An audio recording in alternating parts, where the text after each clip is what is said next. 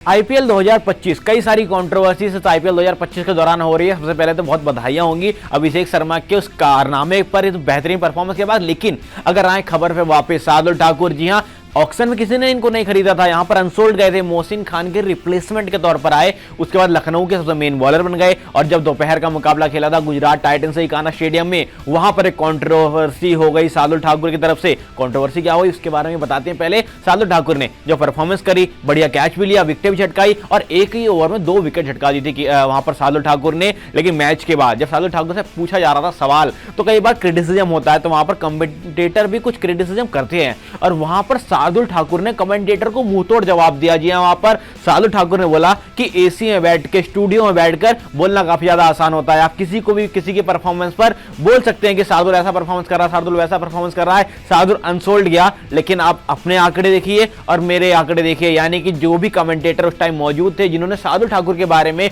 Auction में unsold जाने के बाद और कई तमाम उनकी जो परेशानियां हो रही थी उनके बीच शार्दुल ठाकुर का ये जो बयान आया है, जिसमें शार्दुल ठाकुर ने साफ तौर पर कहा है कि बड़े बड़े ऑफिसों में, एसी रूम्स में माइक लेकर बैठ के बोलना बहुत आसान है, बहुत ज्यादा आसान काम होता है ये। लेकिन जब परफॉर्मेंस करना होता है ग्राउंड पे, जब इंटेंस मुकाबला रहता है, जब आपको रन्स डिफेंड करने होते हैं, विकेट छिटकानी होती है, तब वहां पर जो प्रेशर है वो आप लोग कभी नहीं देख सकते। और इसी के साथ साथ उन्होंने आंकड़ों की बात भी कर दी कि जो कमेंटेटर्स हैं जो वहां पर बैठ के कमेंट्री कर रहे हैं, आप उनके आंकड़े देखिए और आप मेरे आंकड़े देखिए। हालांकि शार्दुल ठाकुर की बात करें तो रणजी ट्रॉफी में एक सेंचुरी लगाई है इन्होंने, एक हैट्रिक भी चटकाई है, तो कहीं ना कहीं उस परफॉर्मेंस की बात कर रहे होंगे। लेकिन जो कंट्रोवर्सी बनाई है यहाँ पर शार्दुल ठाकुर ने, साफ तौर पर आप कह सकते हैं कि तमाशा जड़ा है कमेंटेटर्स के मुंह पे, क्योंकि आप इस बार देखेंगे आईपीएल 2025 में कमेंट्री भी बड़ी चर्चा का विषय बनी हुई है।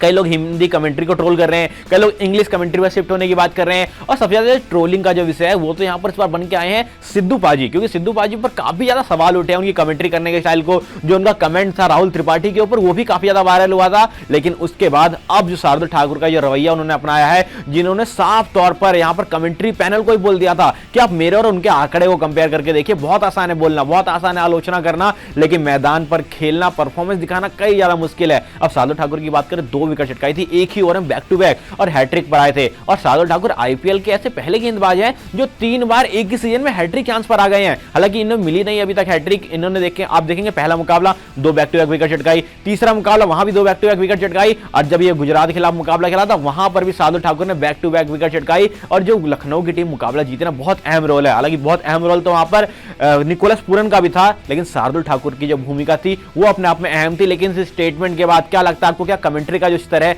वो गिरता जा रहा है या फिर कितने सही और कितने गलत हैं शार्दुल ठाकुर, ये तो बताइएगा आप कमेंट सेक्शन में। लेकिन बयान को एक बार दोबारा से दोहरा जरूर देता हूं, जहां पर शार्दुल ठाकुर ने कहा था कि जब मुकाबला इंटेंस हो ना, तो वहां पर परफॉर्मेंस जो होती है वो आपको देनी होती है। और बड़े बड़े एसी कमरों में बैठकर माइक हाथ में पकड़कर बोलना काफी ज्यादा आसान है। और आप अपने आंकड़े देखिए और मेरे आंकड़े देखिए। जी हां, शार्दुल ठाकुर के शब्द थे कि आप शार्दुल ठाकुर के आंकड़े देखिए और जो वहां पर कमेंटेटर्स बैठे आप उनके आंकड़े देखिए, आपको फर्क पता चल जाएगा। कितना इत्तेफाक रखते हैं आप इस बयान से, बताइएगा कमेंट सेक्शन में। और इसी तरह की हर खबरों के लिए देखते रहिएगा सूर्य समाचार का डिजिटल प्लेटफॉर्म।